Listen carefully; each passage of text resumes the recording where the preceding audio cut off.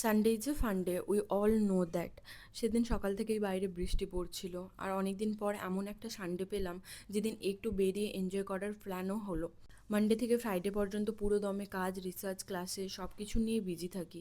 আর Saturday Sunday যখন একটু ছুটি পাই তখন মনে হয় কাজের বাইরে একটু লাইফও এনজয় করা উচিত। তাই সবাই মিলে চলে গেলাম মুভি দেখতে, আওয়ার আপন টু।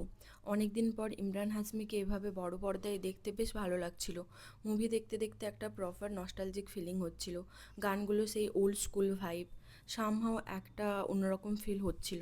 মুভি দেখতে দেখতে পপকর্ন তো থাকবেই। মুভি শেষ হওয়ার পর আমরা সবাই মিলে জুডিওতে গেলাম। এমনিতেই সানডে, কোথাও বেরোনো হচ্ছে না। তারপর গেলাম ডিআইওয়াইতে।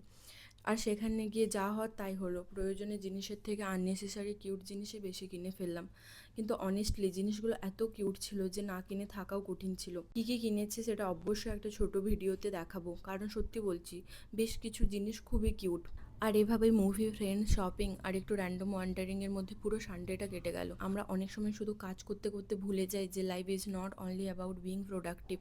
নিজের কেরিয়ারের জন্য কাজ করো, নিজের ড্রিমসের জন্য ফাইট করো, ফিনান্সিয়ালি ইন্ডিপেন্ডেন্ট হও, নিজের আইডেন্টিটি তৈরি করো, কিন্তু তার মধ্যেও নিজের জন্য একটু টাইম রেখো, because you deserve to enjoy the life you are working so hard to build.